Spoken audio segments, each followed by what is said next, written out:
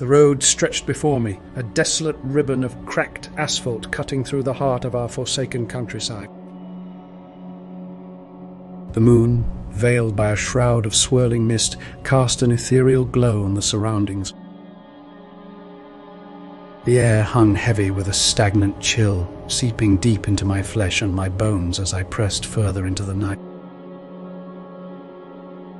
I crossed a dilapidated bridge, a relic of forgotten times, and the worn planks groaned beneath the weight of my vehicle. The rusted iron beams, like skeletal fingers from the murky depths below, reached upwards toward a sky choked with ominous clouds. An unexplainable discomfort gripped my senses, intensifying with each inch closer to the unknown. And then it came, a sound so alien and dissonant, slicing through the stillness of the night. It was as if the very fabric of reality had become strained under the weight of an unseen malevolence. The noise reverberated through my skull, a piercing wail that clawed at the fringes of my fraying sanity. It echoed a primordial anguish, a chorus of tormented souls trapped in a realm beyond mortal comprehension. Startled, my grip tightened on the steering wheel, knuckles turning white as my vehicle carried me further into the heart of this maddening cacophony. Shadows danced at the periphery of my vision, phantasmal forms that taunted my shattered nerves. The air grew thick with a fetid stench, a miasma of decay and ancient secrets that assaulted my nostrils. But fate, cruel and capricious, had other designs for me. A sudden jolt sent my vehicle careening to the side, as if guided by invisible hands. The tires had betrayed me. I came to a halt. The darkness pressed against the windows, suffocating me with its palpable weight. Whispers, barely audible, slithered through the cracks in the glass, insidious serpents coiling around my senses. A chill wind swept through the desolate landscape, its icy fingers tracing a trail of apprehension along my spine. And then it appeared, a figure emerging from the abyss, an abomination birthed from the darkest recesses of the cosmos. Its form was a grotesque fusion of man and beast, a perverse mockery of nature's design. Tattered flesh clung to sinewy limbs, contorted and misshapen, as if forged by the nightmares of forgotten gods.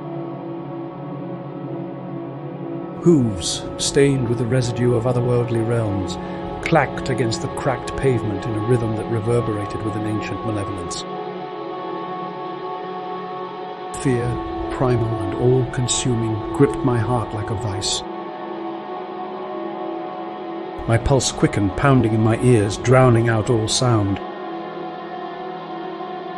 Beads of sweat formed on my brow, icy tendrils that traced a path down my trembling face.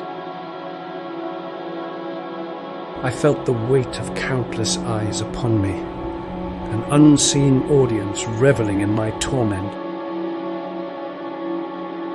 Locked within the confines of my vehicle, I strained to see through the murky glass, my gaze meeting the creature's unholy eyes.